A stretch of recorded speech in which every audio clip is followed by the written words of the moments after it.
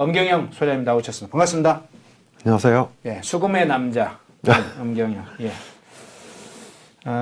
최근에 여론조사를 보니까 어쨌든 국민의힘 지지율이 좀 하락한 추세로 나오고 있습니다. 앞서 이제 방송에서도 갤럽조사의 사례를 들었는데 국민의 지지율이 수도권에서 상당히 빠지는 이런 이제 결과가 나오고 있어요. 그래서 이제 그 부분에 관한 좀 분석과 함께 이 3대 이슈가 왜 중요한지 먼저 좀 함께 다뤄봤으면 좋겠는데, 국민의힘 서울 지지율의 하락 포함해서 총선에서 판세를 가를 3대 이슈 무엇인지 좀 그 부분을 먼저 좀 다뤄주시겠습니까? 네.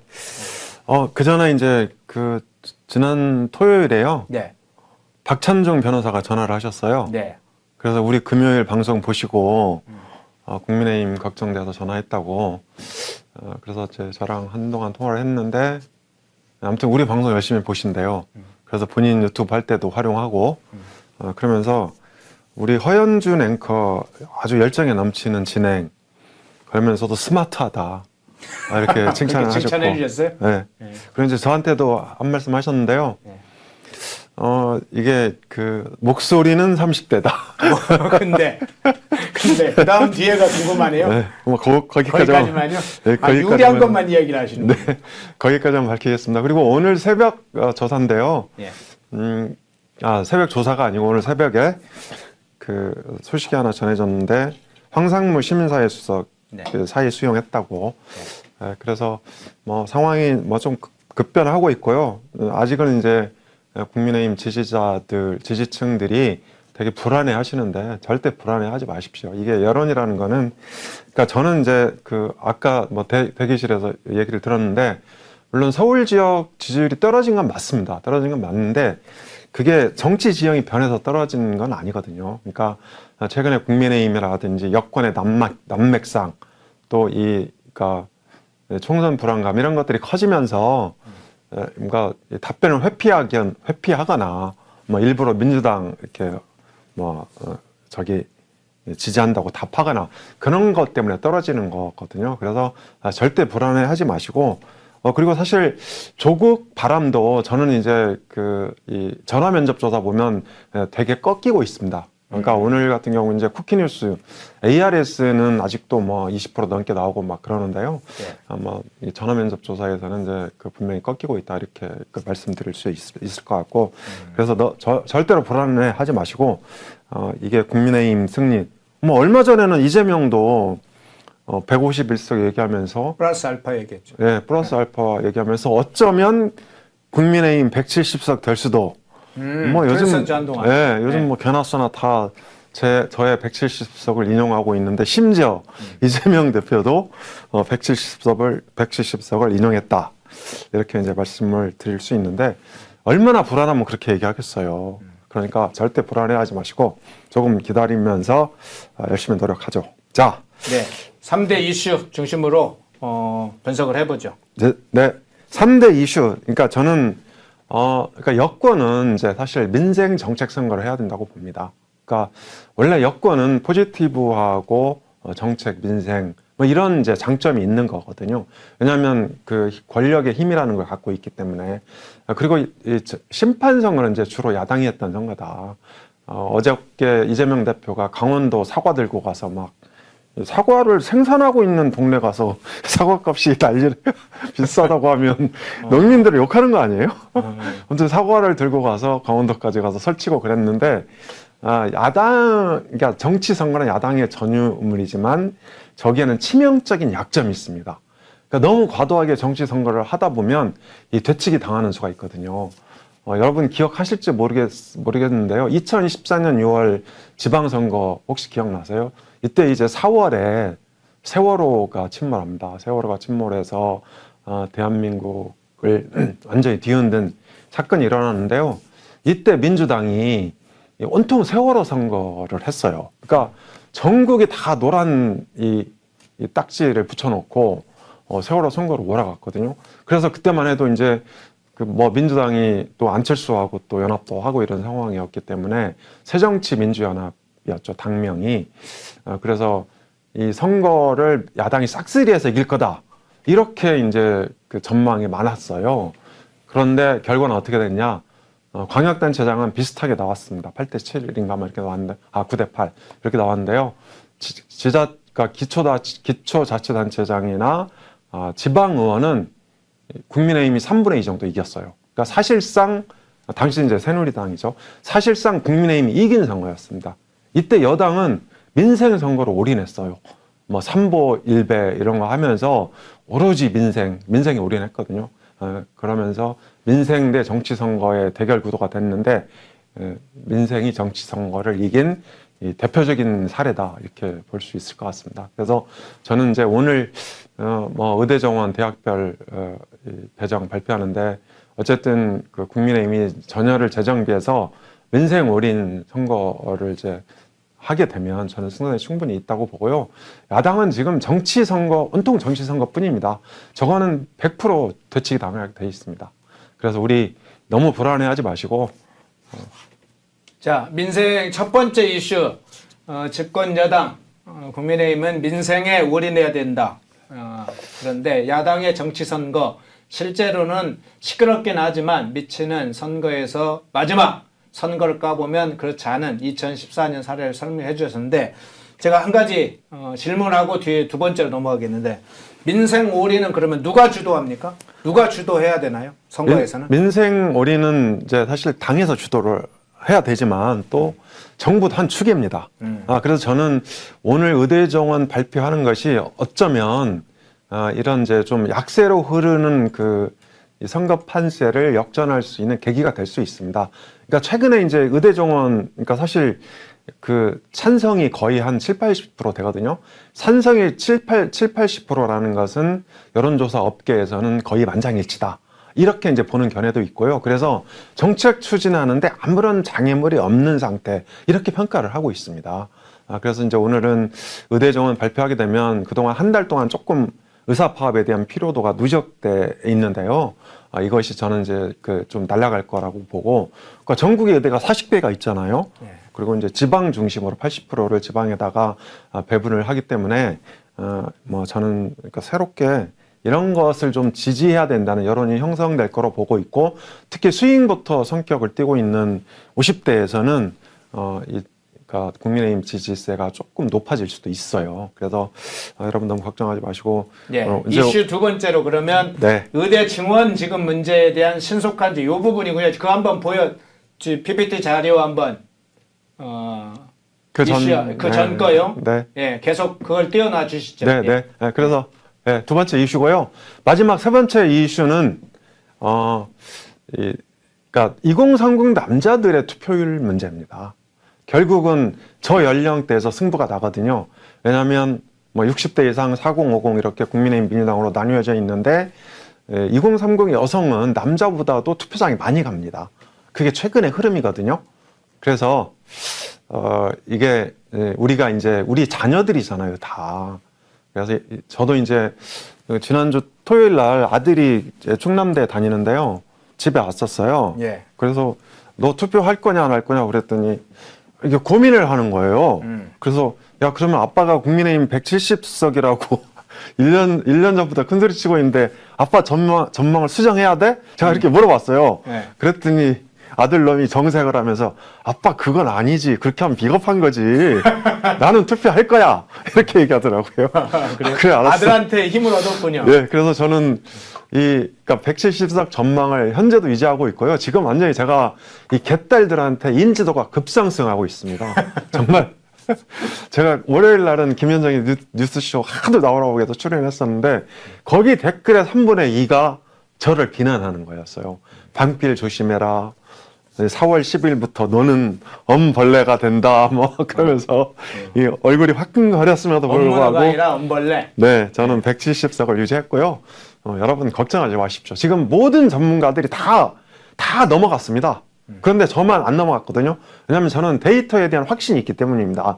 그래서 이번 총선은 아마도 정치 평론가들의 무덤이 될 수도 있다. 이렇게 저는 생각을 하고 있고요. 여러분 제 말씀에 동의한다면 그러니까 이 3개월째 돈을 한 푼도 못 가져가고 있는 우리 페넷마이크 TV 3개월. 경영진을 왜 위해서 3개월이에요? 네, 4개월인가요 이제? 유튜브 얘기는 1년이 넘었죠. 아무튼 이 돈을 한 푼도 못 가져가고 있는 우리 경영진들을 위해서 후원금도 부탁드립니다. 그래야 우리가 힘을 내서 이 국민의힘 170석으로 갈 수 있습니다. 자, 네, 역시 수금이군요. 그런데 하나 여기서 예.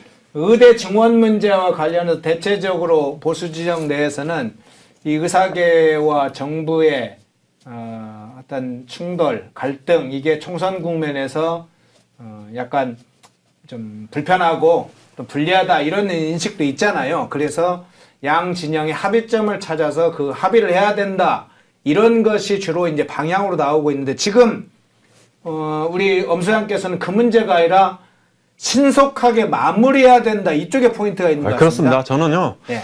이게 지금 안 하면 대한민국 못 합니다. 지금 안 하면 못 하고 이게 이제 뭐 진영 간에 이걸 어떻게 뭐 협의해서 중재안을 설득하고 뭐 중재안을 뽑아내고 하지 말자는 얘기예요. 그래서 저는 의대 증원 문제는 오늘 발표하고 밀어붙여야 됩니다. 그리고 계속 파업을 하는 거는 그러니까 정리를 해야죠. 그러니까 뭔가 좀 무리가 있더라도 그래서 저는 오늘 발표를 통해서 뭔가 우리가 확실하게 반전의 계기를 삼을 수 있다 이렇게 생각을 합니다. 네, 하나 더요. 앞서 제가 이종섭 이슈를 좀 다뤄봤는데 이종섭 대사 관련 이슈가 최근에 이 문제와 연동성이 좀 있다고 보시나요? 조금 있죠. 그래서 사실 저는 이제 우리 그 펜앤마이크 TV 보시는 분들이 이종섭 건에 대해서는 조금 이제 뭐 보수적으로 판단하시는 것 같아요. 그래서 저도 여러 가지 이제 복잡한 생각들이 있지만 그때 박찬종 변호사가 사실 그 문제를 질문하려고 어떻게 하는 게 답이냐 이렇게 이제 해서 전화를 하신 거거든요. 그래서 뭐 제가 그 구체적으로 어떤 것이 이제 방법이 있을 수 있다 이렇게 말씀드렸는데 그 얘기는 여기서는 안 하겠습니다. 그러겠습니까? 네. 예, 공개를 하지 않는 것이 오히려 좋다. 네. 이렇게 판단하시는 것 같군요. 네. 예, 주제 두 번째로 넘어가 보겠습니다. 총선의 접전 지역인 접전 지역은 아니죠. 하면 벨트라고 하는 게 맞겠죠. 접전 3대 벨트를 좀 다뤄보겠습니다. 한경의 여론조사가 있었죠. 3월 18일 여론조사 발표한 게 있는데 그걸 기준으로 해서 특징을 살펴보겠습니다. 우선 한강벨트 문제부터 한번 살펴볼까요? 네. 그러니까 이 한국경제신문이 월요일 날 보도한 여론조사인데요.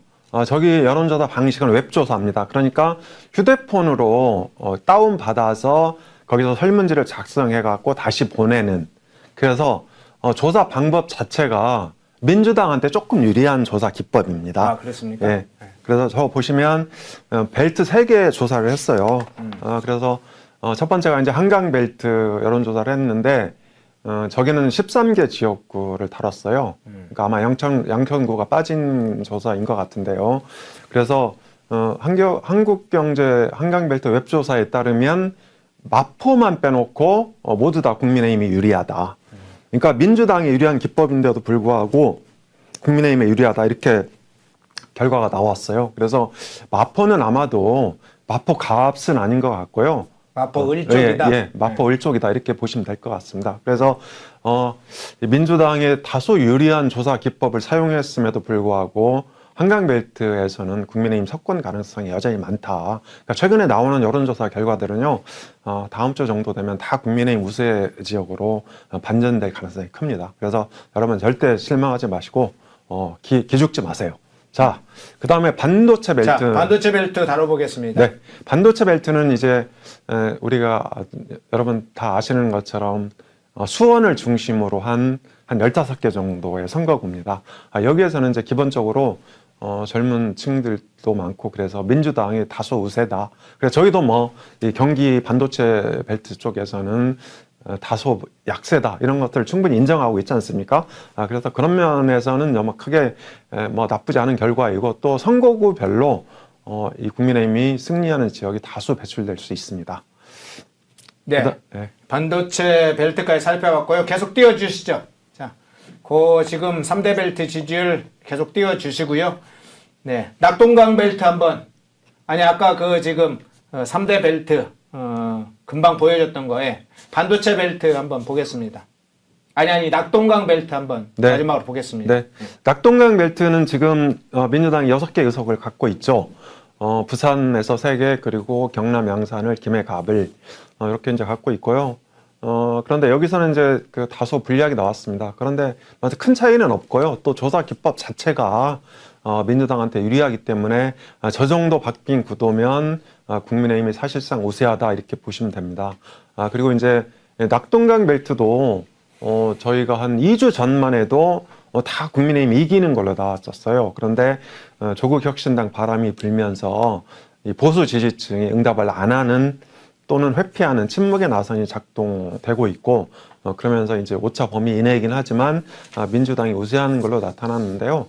저기도 조만간에 저는 국민의힘이 우세를 찾아올 걸로 보고 있습니다. 왜냐하면 지난 총선보다는 지금 총선이 국민의힘 쪽에 다소 유리하거든요. 유권자 지형이라든지 기타 정치 이슈에 있어서 전혀 불리한 구도가 아닙니다. 그리고 이제 지난번에는 대체로 2%포인트 안팎 2%포인트 안팎 차이로 이제 졌는데 이 정도는 저는 대부분 다 이번에 이제 그 복원이 가능한 것으로 보고 있습니다. 그래서 낙동강 벨트도 문제 없다. 낙동강 전선 문제 없다. 이렇게 생각하시면 됩니다. 예. 상당히 주목되는 부분에 지금 한국경제신문의 여론조사를 지금 이야기를 해주셨어요.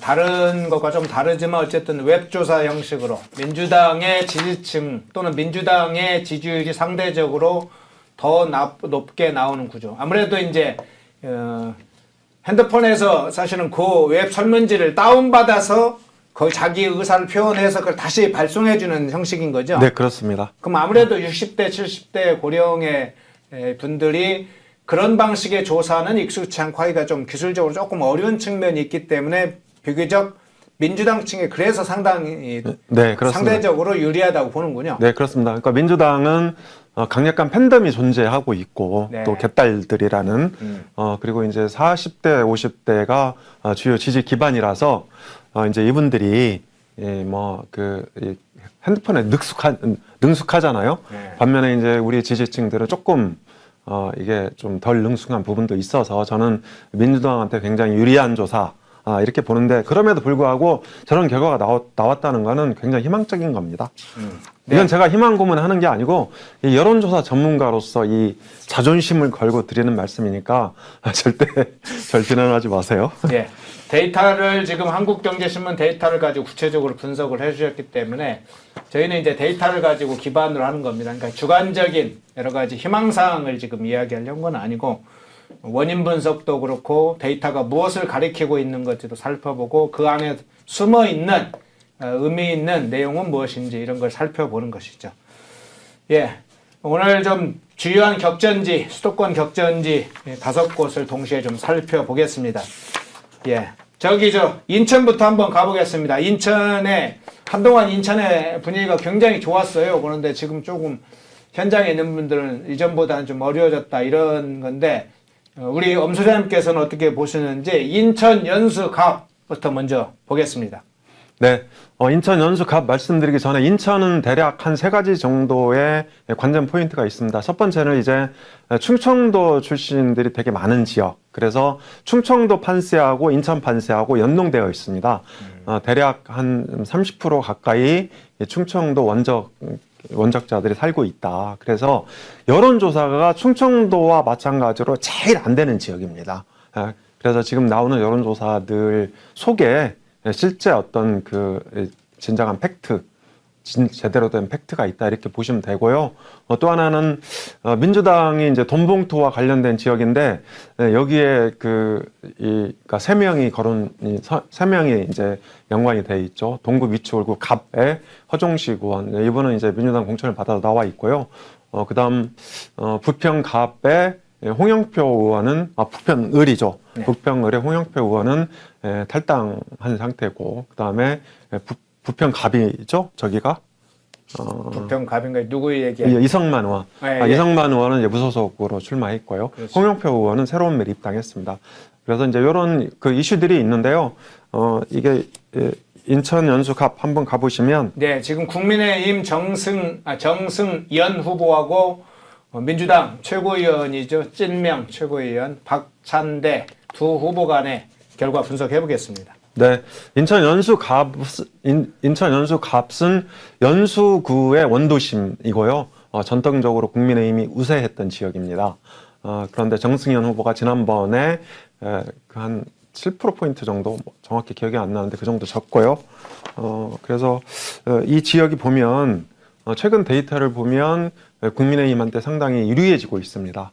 14.79%포인트로 졌네요.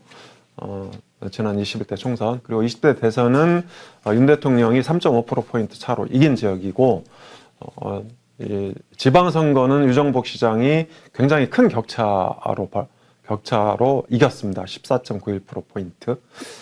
그리고 여기가 이제 3월 15, 16 여론조사 리서치뷰 조사 결과인데요. 리서치뷰는 ARS 조사 기법을 통해서 한 여론조사인데 그 전에 여론조사 한 번 있었죠. 있었죠. 네, 3월 초. 한 두 개나 있었죠.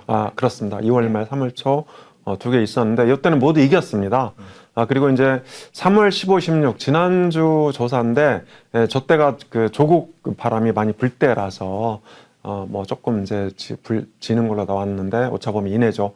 그래서 저는 인천 연수갑은 거의 100% 이긴다 이렇게 보고 있습니다. 예. 인천갑 지금 상황에 있어서 박빙으로도 보지 않고 이긴다 이렇게 좀 분석을 해주셨습니다. 예, 격전지 두 번째 곳으로 가보죠. 이용 국민의힘 이용 잘 아시죠? 대통령의 수행실장으로 알려져 있죠. 이용 후보하고 추미애 논란의 인물이죠. 전 법무부 장관 민주당의 추미애 후보. 예, 격전지 하남갑 분석에 들어가겠습니다. 네, 하남갑은 이번에 갑을로 나뉘어져 있고요. 이 갑을 중에서는 갑이 이제 원도심이고 또 갑이 더 훨씬 국민의힘이 유리한 지역입니다. 저는 이제 을도 국민의힘한테 나쁘지 않다고 보는데 왜냐하면 하남갑하고 을이 이제 거의 강동 수준까지 주민들의 수준이라든지 집값 이런 것들이 이제 올라와 있는 상황입니다. 추미애 전 법무장관은 방금 설명하신 대로 민주당의 대표적인 여전사고 가장 센 대여 공격수로 볼 수 있는데요. 이 센 반면에 확장성은 또 한계가 있다. 이렇게 볼 수 있고요.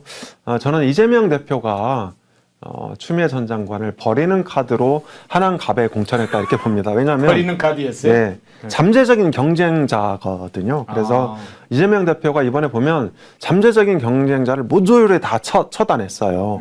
그러니까 어저께 결론 난 그 박용진 강북을의 박용진 의원도 마찬가지고 그리고 이제 임종석 전 그 대통령 비서실장도 이 송파갑에 가서 죽으라고 계속 얘기했잖아요. 그렇죠. 그래서 경쟁자들을 무차별 처단하고 있는 그런 상황인데 저기도 마찬가지라고 봅니다. 추미애 전 장관도. 추미애 버리는 카드다. 네. 그래서 유래신도시와 감일지구를 중심으로 이게 이제 하남갑이 형성이 돼 있고요.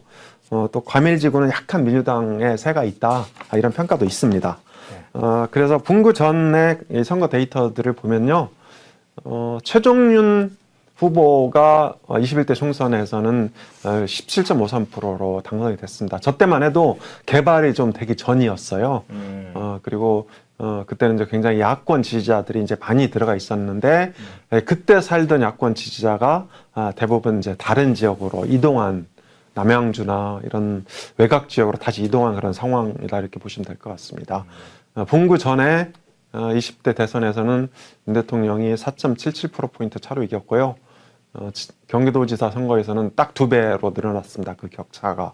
그래서 저는 대략 한 10%포인트 정도로 이용 의원이 승리할 것으로 저는 보고 있습니다.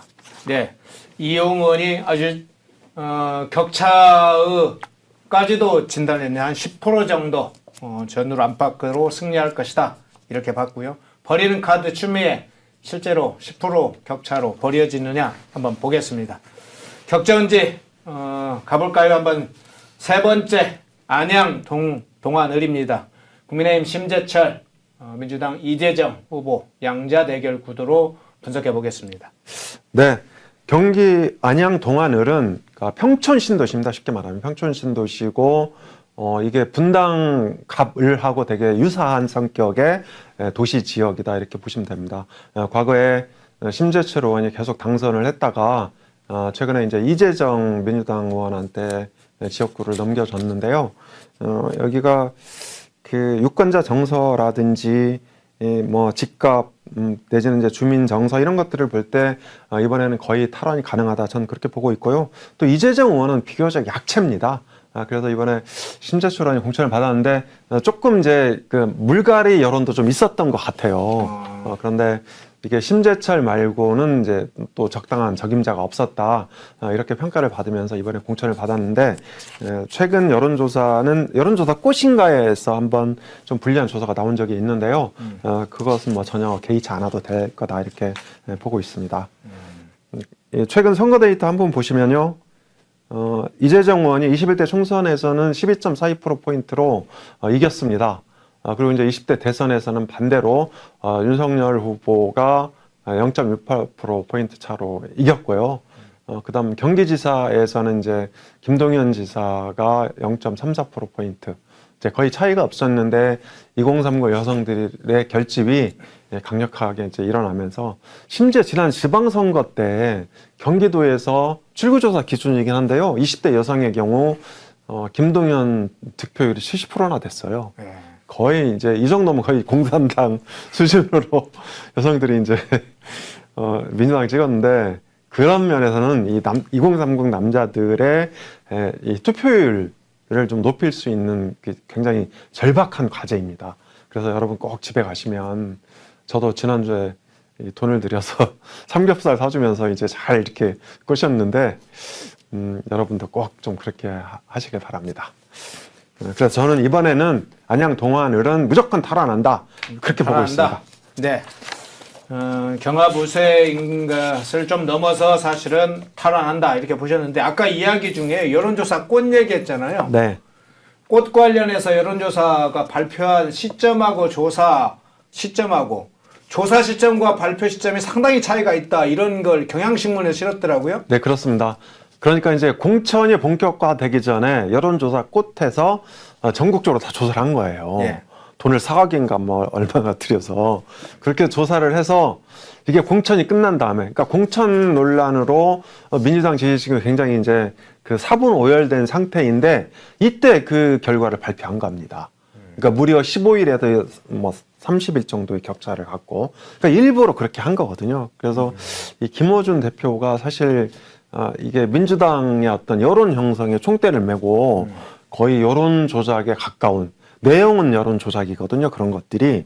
그러니까 법적으로는 이제 문제가 없는데 내용적으로 보면 사실상 여론 조작에 가깝다 이렇게 볼 수 있는 거죠. 예. 그 얘기를 간단하게 이야기 드리면 이제 경향신문의 내용에 보니까 2월 7일부터 2월 28일까지 뭐 한 56개인가요? 이렇게 구역을 나눠서 지역구를 나눠서 조사를 했던데 2월 7일, 8일 이틀간 조사한 걸 3월 11일 날 발표를 했더군요. 한 달 딱 지나서. 그러니까 2월 초에 여론을 3월 11일에 여론인 것처럼 그렇게 발표를 하는 상황이 굉장히 많더군요.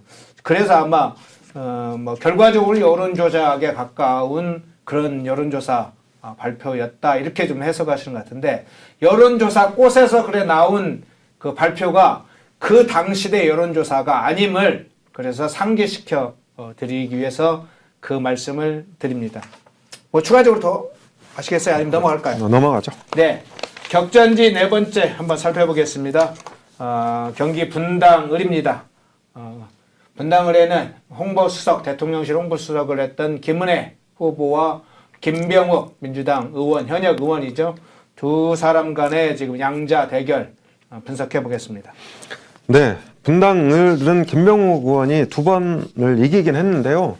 이분이 되게 운이 좋아서 이긴 케이스예요. 그러니까 이 보수 쪽에 분열이 돼 있었고 또 약체, 그러니까 뭐 제가 이렇게 약체라고 얘기하면 김민수 전 이제 대변인인데 뭐 그분을 비하하는 건 아니고요. 이게 조금 이제 그분이 약체 후보로 평가가 됐었다.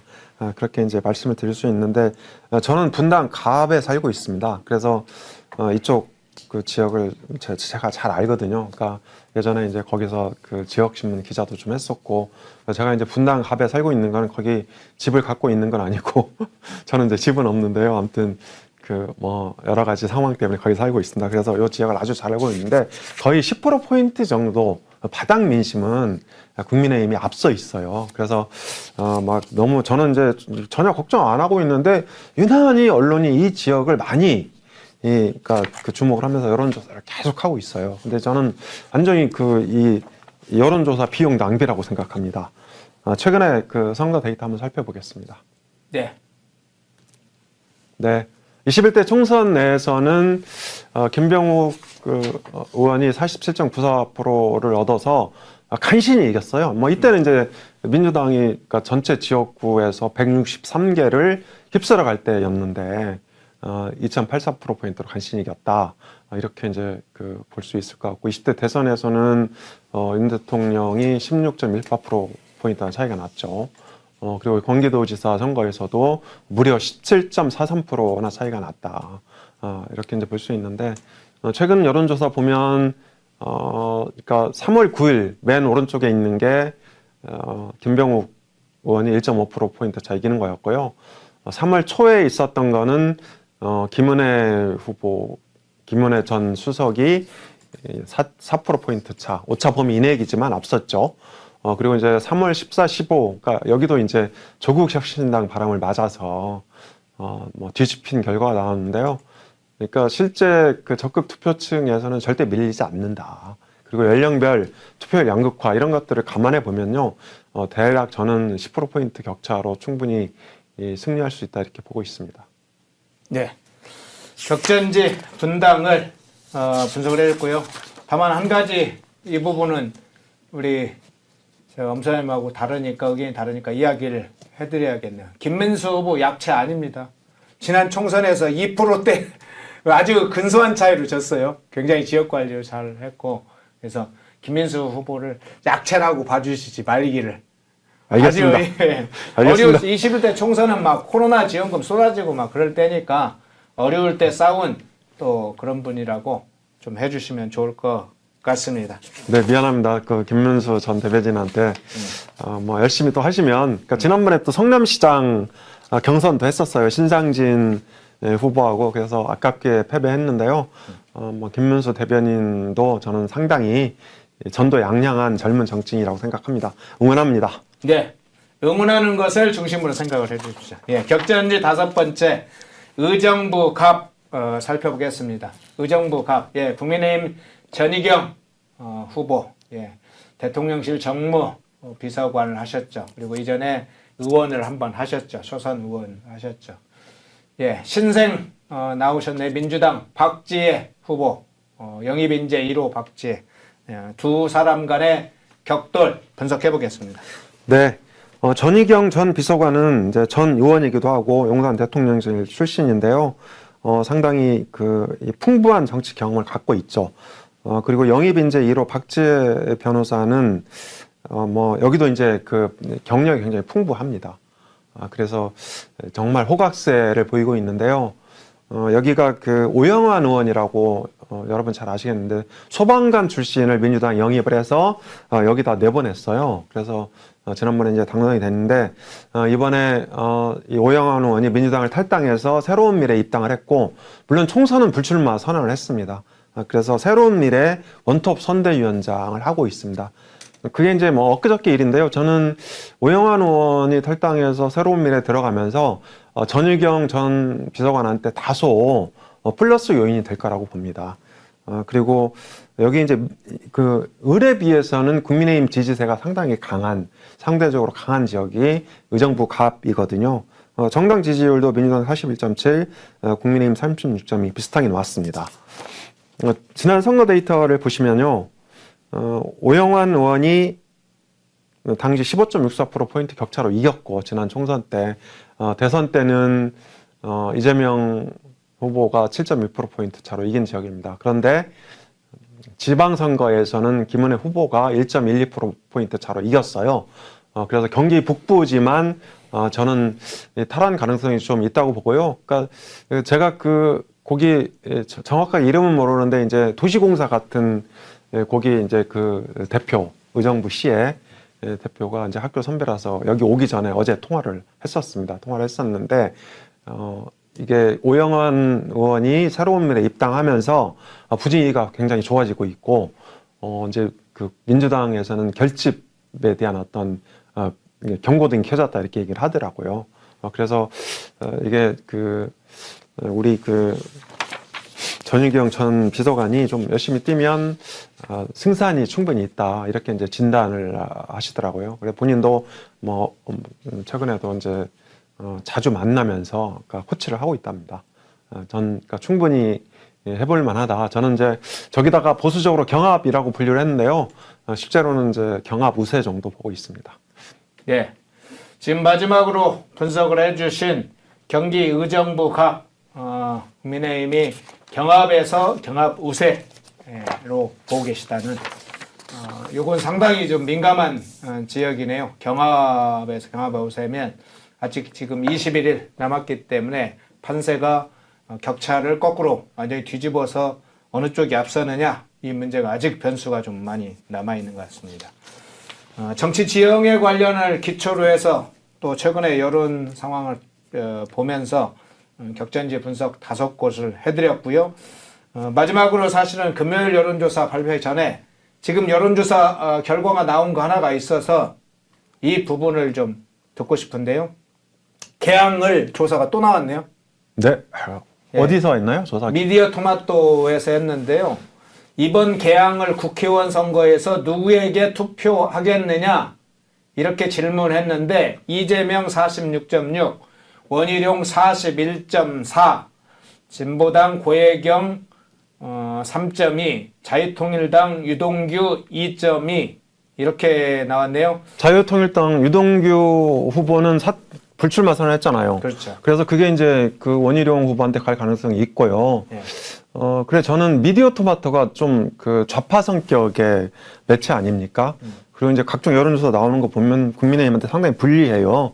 그럼에도 불구하고 5%포인트 내로 따라 붙었다는 거는 국민의힘한테 상당히 그러니까 좋은 신호다. 그래서 뭐 제가 막 170석 얘기하면 최근에는 그 환호를 하시다가 최근 오늘 분위기 보면 회의하시는 분들이 많은데요. 예. 인천 계양을에서 5%포인트 차이로 따라 붙었다는 거는 제 말이 다 맞아 떨어지고 있다는 걸 의미하는 거예요. 여러분 정말 걱정하지 마시고 그 우리 아들 딸들 투표 단돌이 잘 하시면 됩니다. 남아있는 게 그겁니까? 네, 그거만 열심히 하시면 되고요. 그리고 네, 유권자들은 삼겹살 많이 사주고 소주 많이 사줘서 20대 30대 투표 많이 하게 하면 네, 됩니까? 막 아무 유권자나 사면 그 선거법 위반입니다. 아, 그래요? 그래서 그렇게는 하지 마시고요. 네. 그리고 이제 그 우리 댓글도 보면 뭐 좌동은 이런 얘기 하시는데 우리 선거 끝날 때까지는 그런 얘기 하지 맙시다. 힘을 합쳐서 이겨야죠. 이겨놓고 나중에 이 공과를 따지면 됩니다. 여기 사실은 댓글 다시는 분들은 다 보수파만 있는 건 아니고 일부는 이제 사실은 다른 쪽에 와서 작전을 하는 세력도 있어요. 이제 그 알겠습니다. 부분은 감안을 해서 하나하나 가리기는 어렵지만 작전도 있다는 것도 감안을 해주시기 바랍니다. 그래서 너무 댓글 다실 때 작전을 거는데 싸움판에 말려들면 댓글이 지는 겁니다. 싸움판은 할 때는 내용을 가지고 확인되지 않는 예를 들자면 이야기를 할 게 아니고 내용을 가지고 근거를 가지고 반박을 하시면서 해야 제가 읽어드릴 댓글도 많이 있고 그런데 싸우는 서로 비난만 하면 제가 읽어줄 내용들이 별로 없어요. 그것도 참고를 해 주십시오. 예. 마지막으로 이 이야기는 하고 나가셔야죠. 금요일 여론조사 결과 다 금요일 날 어떤 지역에 발표를 할 것인지 그 포인트 한두 가지만 설명해 네. 주시죠. 금요일은 이제 서대문을 박진 전 외교장관하고 김영호 민주당 의원 여기 조사하는데요. 사실은 이제 이게 서대문, 동대문, 종로, 도봉 이런 데가 굉장히 중요한 지역입니다. 저는 한강벨트 아까 잠깐 다뤘지만 한강벨트의 어떤 우세 분위기를 우리가 북상시켜야 되는 그런 이제 지역 중에 하나가 서대문이거든요. 그래서 이 박진 전 장관이 조금 늦게 가긴 했어요. 그리고 이게 이제 아마 오늘 조사 들어갔죠? 오늘하고 내일 조사 시작할 건데요. 네. 오늘하고 내일 조사인데요. 아직은 저는 이제 조국 바람이 조금 깨 있을 수 있다고 봅니다. 그래서 저는 10% 내로만 이게 격차를 좁히면 전 충분히 승산이 있다고 보고요. 최근처럼 막 분위기가 안 좋은데도 불구하고 오늘 동아일보, 그러니까 이 조사하는 데가 리서치거든요. 네. 오늘 동아일보가 영등포 갑 조사 결과 발표했었어요. 그랬어요? 네. 근데 차이가 5%포인트밖에 안 나요. 저는 그 정도면 사실상 승리하는 지역이라고 보거든요. 그래서 우리 이 서대문을 조사 결과를 저도 굉장히 이제 궁금해하고 있고 여러분들한테 금요일 설명을 해드릴 건데요. 그날 우리가 이게 동접 10,000명을 달성해서 이 국민의힘 110석을 꼭 만들었으면 좋겠습니다. 네, 엄경영 소장님 모시고 총선 판세 가를 3대 이슈, 수도권 격전지 5곳 분석, 그리고 여기에 3대 벨트 지금 흐름 함께 살펴봤습니다. 예, 내일 모레 금요일에 서대문을 결과도 보면서 또 총선 판세를 발표하겠습니다. 근래 한 2주 사이에 여러 여론조사 변동성이 있다고 보이지만 정치 지형은 크게 변하지 않았다.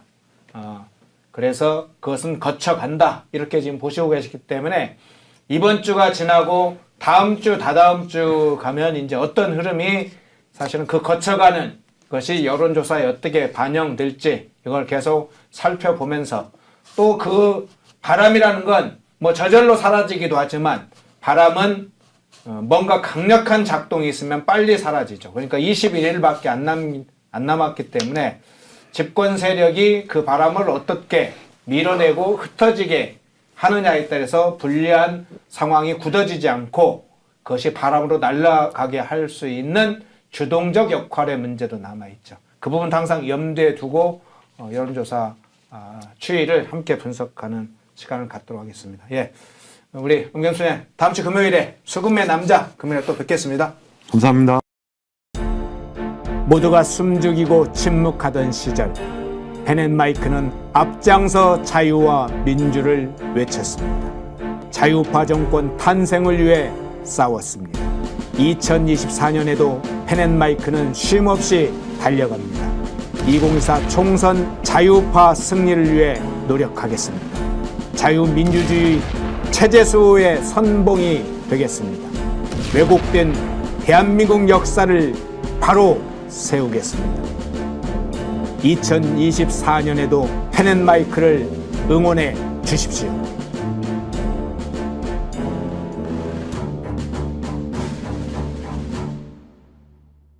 인터넷 검색창에 펜앤마켓을 검색해 주세요. 펜앤마켓은 펜앤드마이크 구독자분들을 위한 종합 쇼핑몰로 좋은 상품으로 온라인 최저가를 목표로 하는 마켓입니다. 많은 관심과 사랑 부탁드립니다. 한국갤럽 관련된 소식을 한번 나온 거 확인해 보겠습니다. 자, 이 수치가 맞는지, 그리고 혹시나 제가 지금 방송 중이라 이 캐치를 지금 바로바로 못하고 있는데요.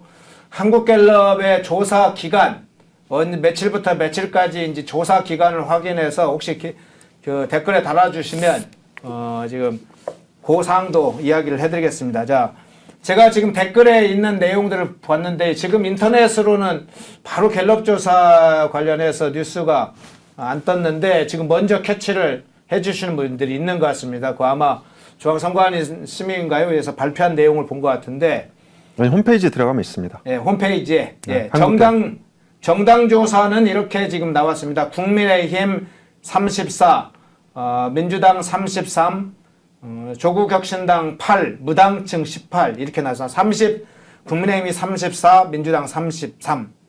그리고요, 서울조사가 이게 맞는지 지금 국민의힘이 38, 민주당이 29 이렇게 나왔네요. 이게 맞습니까? 38대 29.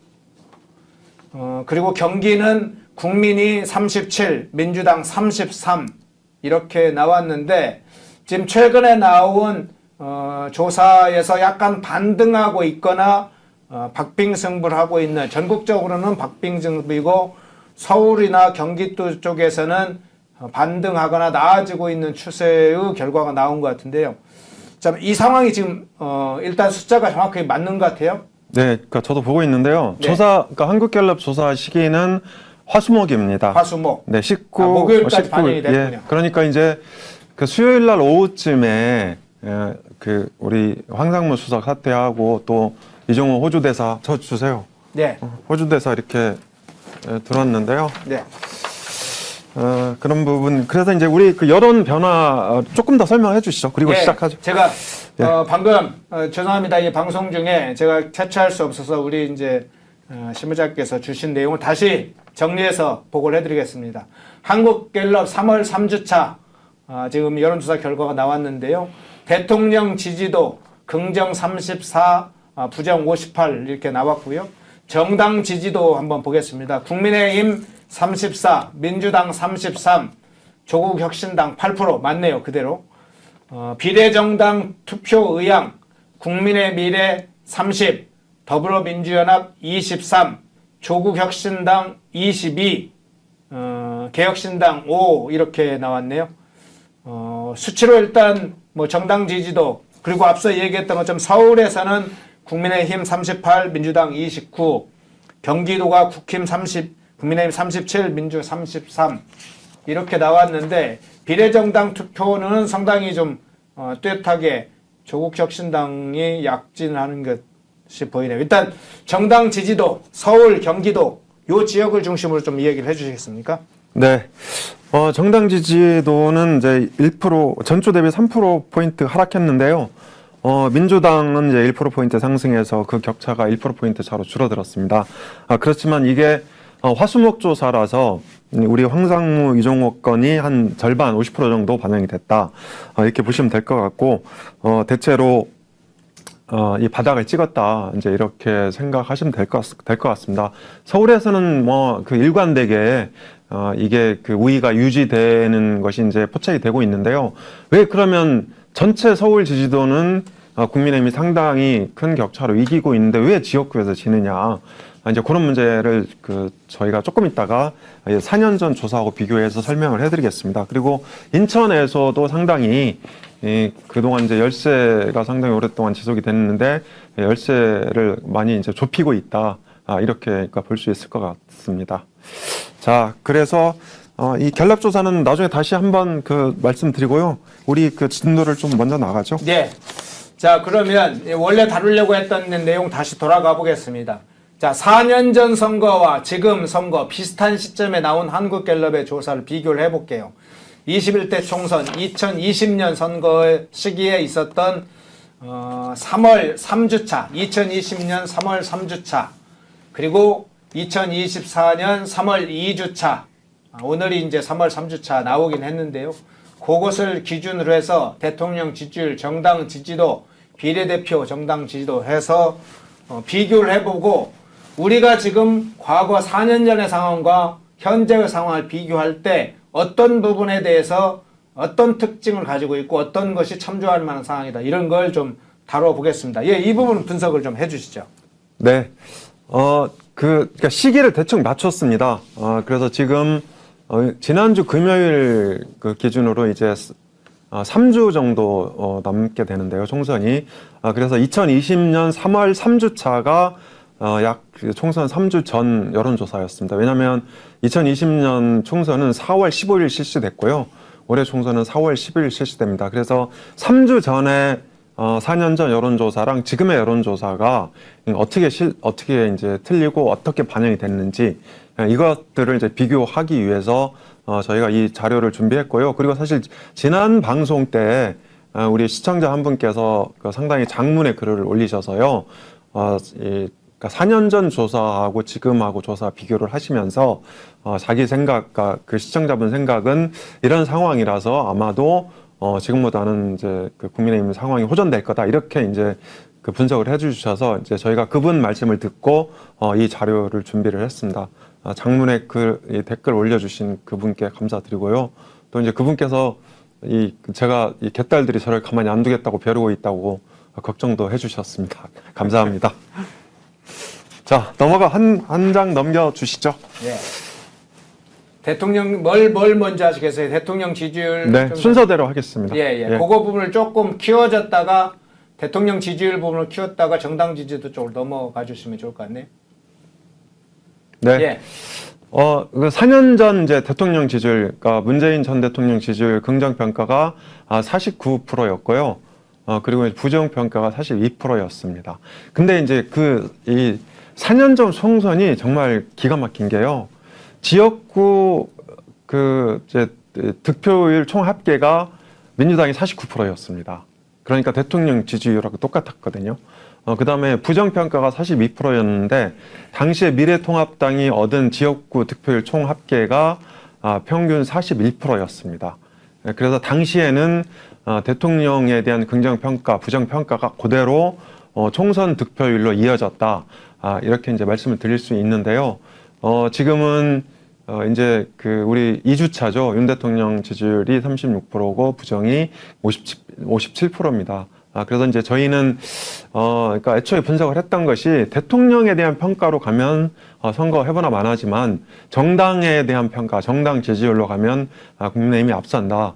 이렇게 지난번에 한번 분석을 해드린 적이 있고 거기에 핵심 원인 중에 하나가 2030 남자다. 그러니까 2030 남자가 대통령에 대해서는 부정적으로 평가하고 있지만 정당에 대해서는 국민의힘에 대해서는 긍정적으로 평가하고 있다. 이렇게 이제 말씀을 드린 적이 있습니다. 그래서 정당 지지도 한번 다시 보겠습니다. 네. 자, 정당 지지도 그 부분을 좀 정당 지지도 부분을 좀 크게 키워주시죠. 지금 아니. 방금 그 데이터인데 정당 지지도 부분만 네. 조금 키워달라는 얘기입니다. 예. 그래서 4년 전 총선 3주 전 조사는요. 민주당이 38%, 그 다음에 미래통합당이 23%, 그러니까 국민의힘 전신이었죠.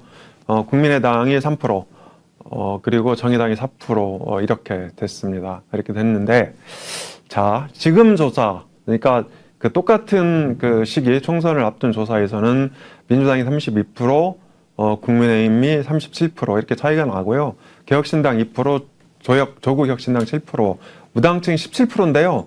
무당층이 그때보다는 많이 줄어들어 있습니다. 아마도 그 원인이 조국혁신당이나 개혁신당 같은 3지대 정당들로 보이는데요. 사실 저 정당 수치를 다 더해도 똑같습니다. 그러니까 민주당 32%하고 조혁당 7%면 39%고, 그 다음 이제 여기에는 없지만 새로운 미래가 1% 정도 됩니다. 합쳐서 40%가 되고요. 국민의힘도 37%, 개혁신당 2%, 그리고 그 자유통일당도 있어요. 그래서 합치면 40%거든요. 그래서 40대 40으로 지금은 범진보 그 보수가 경합을 벌이고 있고, 그래서 이런 수치는 지난 2020년 조사에 비해서 상당히 우호적인 어떤 정치 지형을 의미한다. 이렇게 이제 말씀드릴 수 있습니다. 다만 이제 무당층이 17%로 줄어들고, 이 중에 이제 이 대다수가 조국혁신당 쪽으로 지지율이 올라가 있는데요. 저런 것들은 아마도 시간이 지나면서 조정이 될 것 같고요. 그러면 왜 서울이나 부산, 충청도는 이 국민의힘이 앞서는데 지역구 조사를 하면 왜 틀리느냐? 이제 그거를 이제 분석을 하면 지금 우리 총선에 대한 어떤 유불리 이런 것들을 확인할 수 있는데요. 제가 생각하는 몇 가지 가설이 있습니다. 그러니까 첫 번째가 정당과 관계없이 인물을 중심으로 부산, 부산, 경남, 충남, 서울에서 선택을 한다. 근데 이건 이제 말이 안 되는 게요. 사실 총선은 가장 정치적인 선거거든요. 그래서 정당 투표랑 거의 비슷하게 결과가 나오고 있기 때문에 그런 가설은 조금 안 맞는 것 같고, 그리고 두 번째는 이제 정당 지지율은 국민의힘이 높은데 왜 후보 지지율은 민주당 쪽이 높을까? 이거는 좀 아마도 조국혁신당과 함께 정권 심판론의 어떤 바람 때문이다. 이제 그렇게 생각이 돼요. 그래서 우리도 왜 지역구 조사하면 정당 지지율보다 후보 지지율이 좀 많이 떨어지는 경향이 많잖아요. 그래서 지금 이게 이종섭 건하고 황상무 건이 합쳐지면서, 그리고 이제 조국혁신당 바람하고 이게 맞물리면서 민주당 후보, 그러니까 정당 지지율에 비해서 민주당 후보 지지율이 굉장히 높다.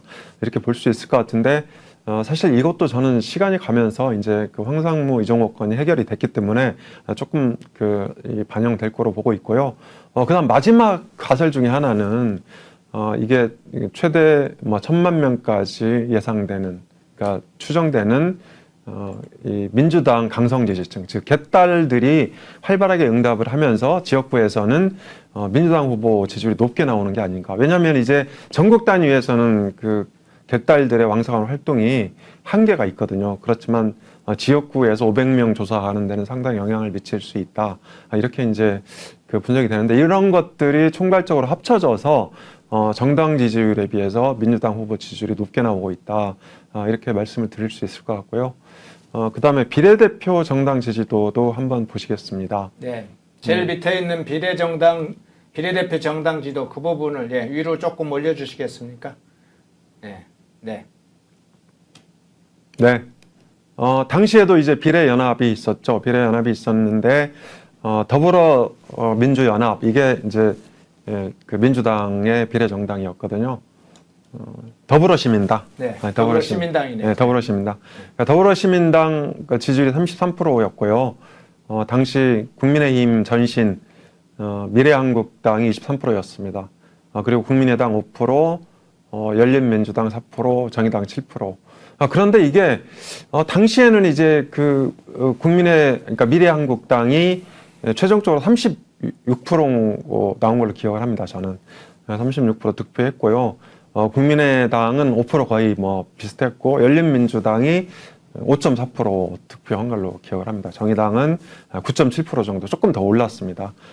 그래서 이 민주당 더불어시민연합은 33% 이제 저대로 나온 걸로 그대로 기억을 합니다. 그래서 미래한국당이 13% 정도 올라갔다. 비례대표 정당 최종 투표율은 이렇게 나와 있고요. 지금 이제 비례대표 정당 지지도를 보시면 민주연합, 민주당 비례정당이죠. 24%, 국민의 미래 34%, 저역당 19%, 개혁신당 4%, 새누리당 2% 이렇게 이제 나와 있는데요. 아마도 저거는 이제 저 지지율은 대체로 유지가 되면서 국민의 미래는 조금 더 이제 플러스 2020년처럼 해석을 하면 이렇게 볼 수 있는데요. 어쨌든 요 지표를 보면 2020년 총선 3주 전 여론조사에 비해서 지금은 상당히 좋은 정치 환경을 갖고 있다. 이것이 이제 그 저희가 내일 그러니까 관측할 수 있는 어떤 그런 지표들이고요. 다만 최근에 그 대통령에 대한 부정 평가가 이게 그러니까 총선 환경에 많이 반영이 되면서 국민의힘이 상당히 어려움을 겪고 있다. 이렇게 이제 말씀을 드릴 수 있습니다. 다만 그런 악재들이 일부 해소가 되고 있어서 어제부터 조사한 내용, 그러니까 조사 시기가 목요일부터 한 것들은 조금 더 호전이 될 걸로 보고 있습니다. 네, 폭풍이 치는 시기였죠. 사실은 이제 지난주하고 이번 주 초반까지만 해도 화요일까지 폭풍의 시기였습니다. 여러 가지 이제 국민의 입장으로 보면 악재라고 부르는 분들도 많고, 그 악재가 이제 몰아쳤었죠.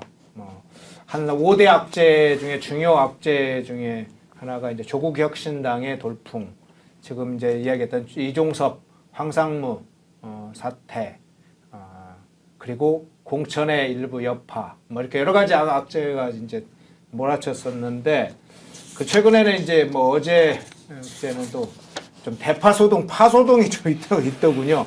그러니까 그 내용을 하나를 쭉 보면, 야, 저런 식의 이제 대통령께서 파 관련해서 앞에 한 얘기 이런 걸 싹 앞뒤 다 잘라가지고 참 선동거리로 사용하는 저 방송사나 민주당의 이 선동에 익숙한 사람들이 어떤 식으로 사실관계를 왜곡하는지를 적나라하게 또 이렇게 드러낸 게 대파소동이 하나인데, 앞에 대통령께서 다 이야기를 했어요. 이 실제 가격은 어떤다, 이렇게 이야기를 하면서 할인이 된 것들에 대한 850원 이야기를, 870원인가요? 네, 875원. 예. 그런 것까지도 왜곡해서 이 선거 시기에 조작하는 그런 것을 집중적으로 하고 있는 것 같습니다. 아마 본선은 이제 28일 이후엔 더 이제 그럴 거로 보는데, 그럴 때마다 즉각 대응하지 않으면 상당히 선거가 이제 출렁일 것 같으니까 그 부분도 함께 팩트 체크를 해가면서, 팩트 체크로만 되진 않죠. 좀 더 공세적으로 해서 이슈를 이쪽도 만들어야 되겠죠. 예. 2020년, 2024년, 4년 사이를 두고 한국갤럽 여론조사를 볼 때 지금은 상당히 어쨌든 4년 전보다 좋은 환경, 좋은 여론조사 결과, 좋은 정치 환경에 시작하고 있다. 이 부분을 좀 마지막으로 정리를 해주셨고요.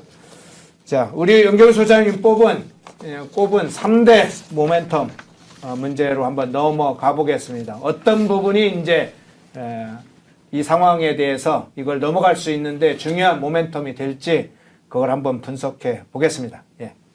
네.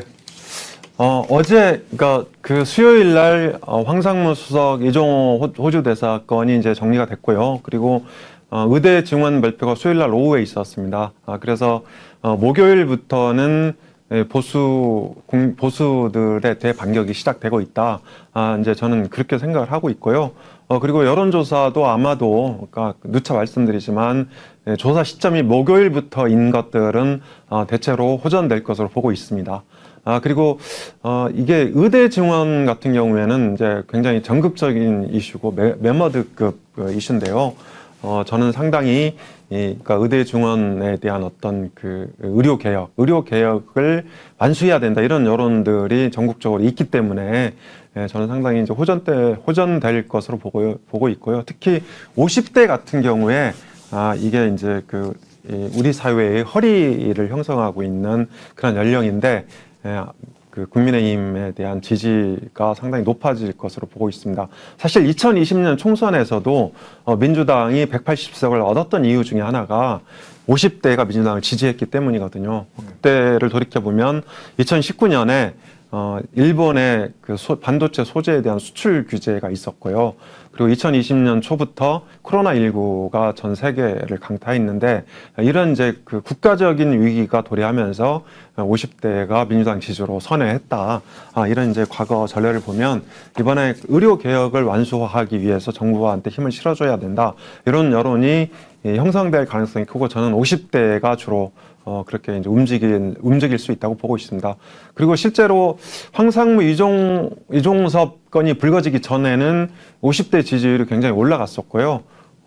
이 민주당 쪽으로 기울었던 판세가 대략 5.5 대 4.5 이렇게 이제 따라 붙었었는데 최근 주초에 조금 더 벌어진 부분이 있다. 그래서 저는 그게 다시 이제 회복될 것으로 보고 있습니다. 그리고 지금 우리 국민의힘 선대위도 민생 선거를 선언을 하고 있고 사실 이 여당은 이제 민생 선거에 주력할 필요가 있습니다. 지난 2014년 세월호 선거 혹시 기억하실지 모르겠지만 그때 세월호가 4월에 침몰하면서 완전히 이 새누리당이 이제 전멸하는 거 아니냐 이런 우려가 굉장히 커졌거든요. 그런데 그때 이 민주당은 이제 정치 선거, 세월호 심판 선거에 올인했습니다.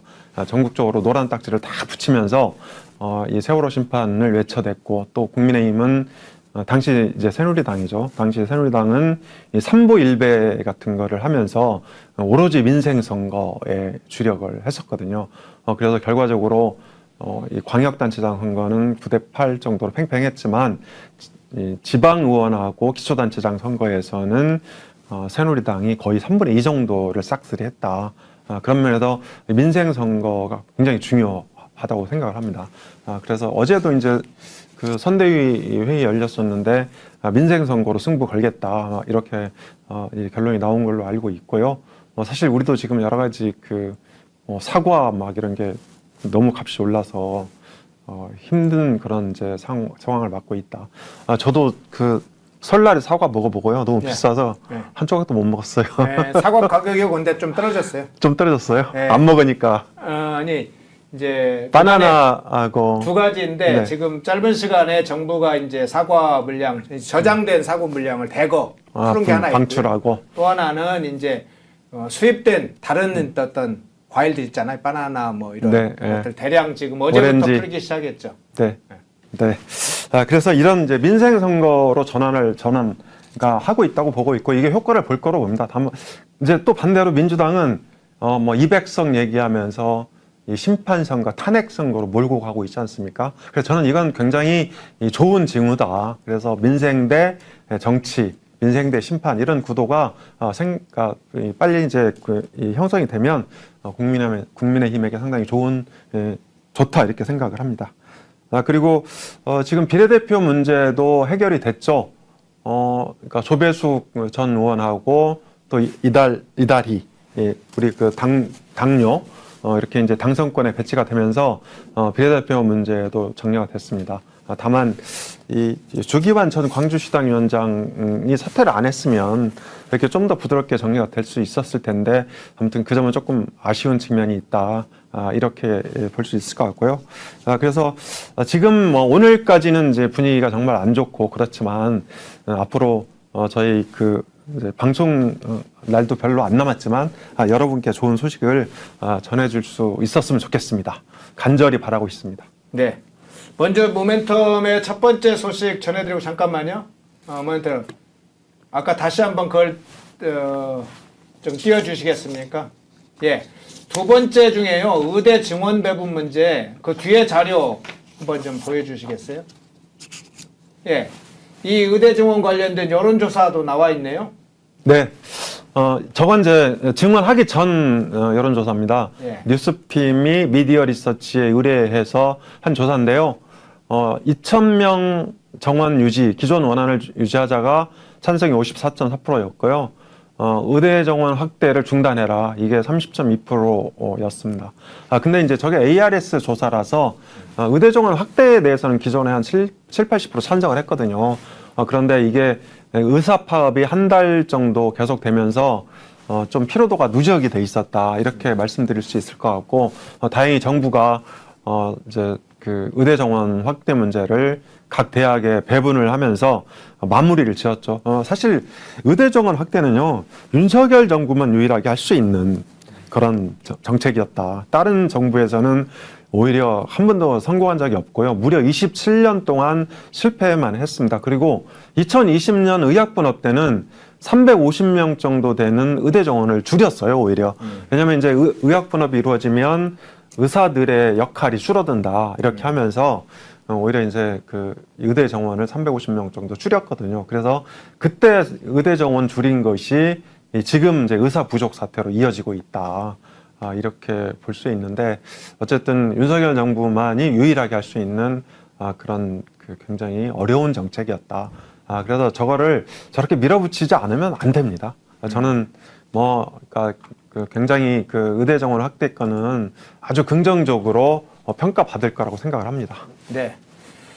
의대 정원 문제는 사실 합의가 될지 이 문제보다는 저건 좀 신속하게 마무리하는 게 좋겠다. 이게 이제 지난번 이 의대 정원 문제의 방향을 얘기를 해주신 거죠? 네, 그렇습니다. 네.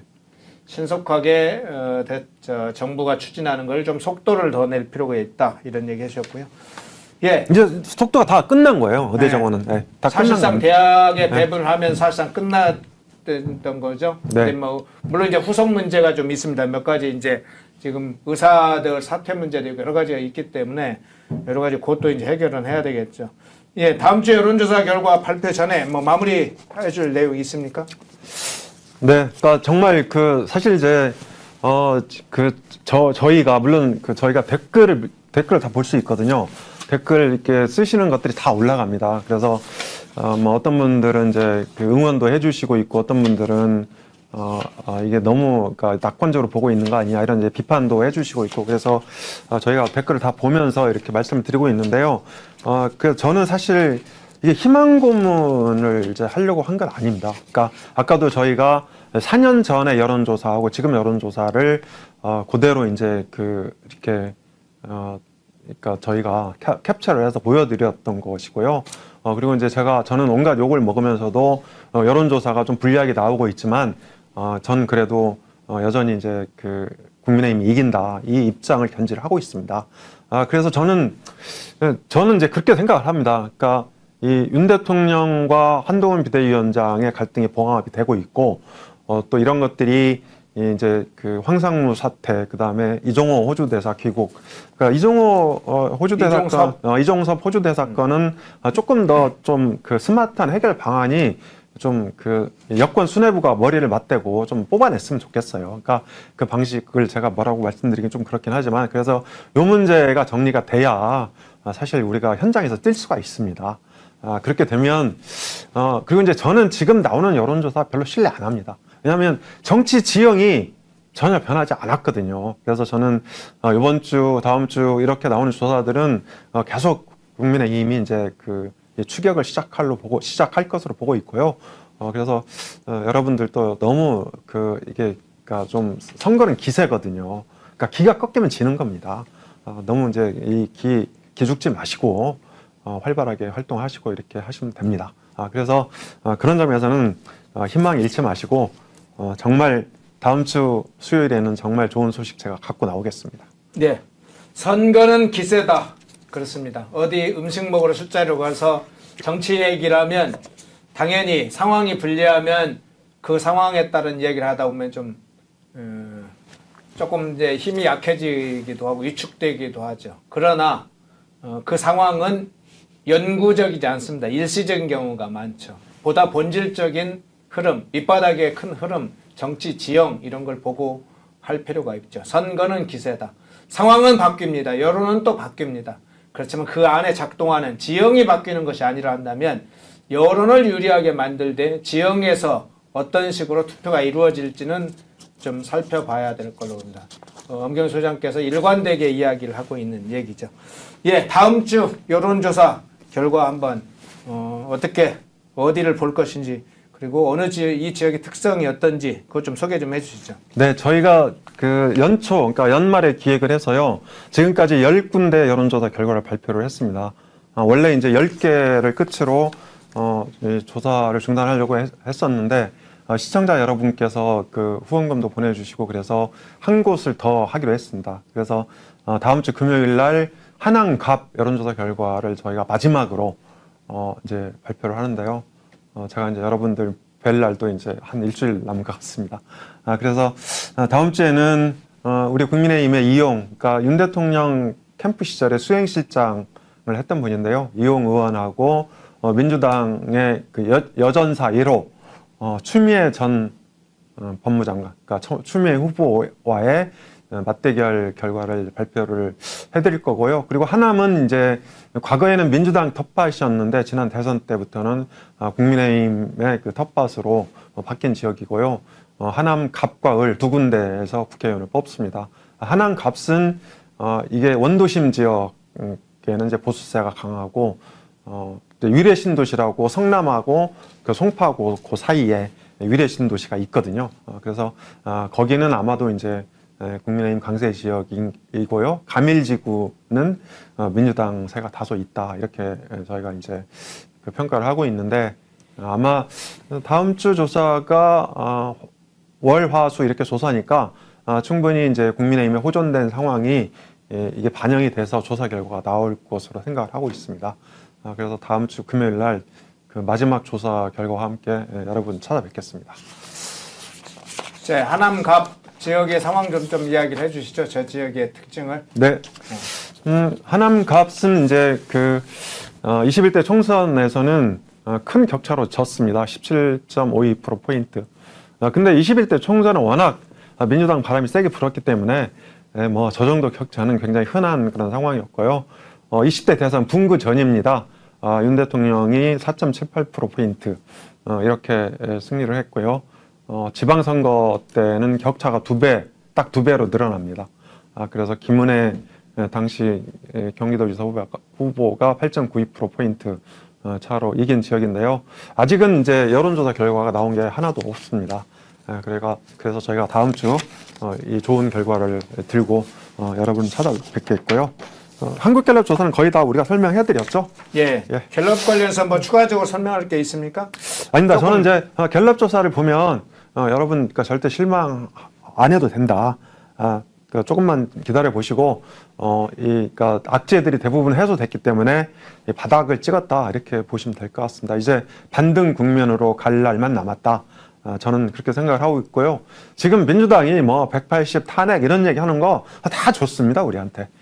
그래서 정말 이게 국민의힘이 미래를 위한 정당 그리고 이게 젊은 2030을 위한 정당 이런 것들이 좀 입증이 돼서 이번 총선 때 좋은 결과가 나오기를 저도 기원하겠습니다.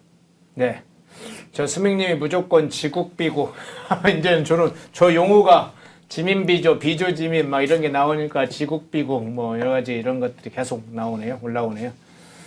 예, 오늘 경기 서대문 을 지역 국민의힘 박진 후보와 민주당 김영 후보, 김영호 후보 대결 여론조사 결과 발표를 했고요. 지난 2020년 한국갤럽 여론조사 비교를 좀 해봤습니다. 그리고 오늘 나온 한국갤럽 조사의 어떤 결과를 통해서 볼 수 있는 상황을 좀 봤습니다. 예, 오늘 뭐 여러 가지 분석을 해줬는데 특히 엄경희 소장님 뽑은 3대 모멘텀 보수의 반격이 시작됐다. 자, 지금부터입니다. 이제 선거는 끝나는 날까지 여러 변수가 있습니다. 끝나는 날까지 끝나는 게 아니죠. 특히나 지금 4월 5일 기준으로 사전투표하는 것으로 보면 한 대략 2주.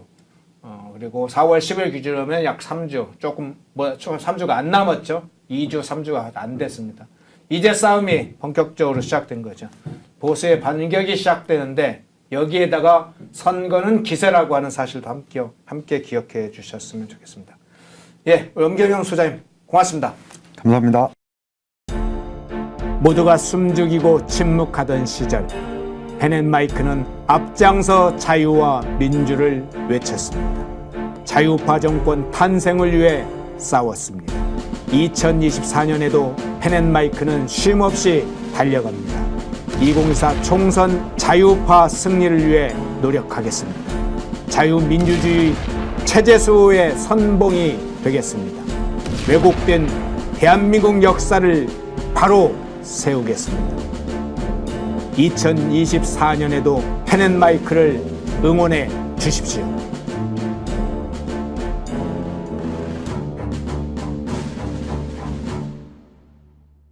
인터넷 검색창에 펜앤마켓을 검색해 주세요.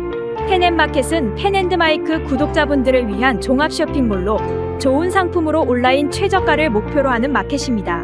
많은 관심과 사랑 부탁드립니다.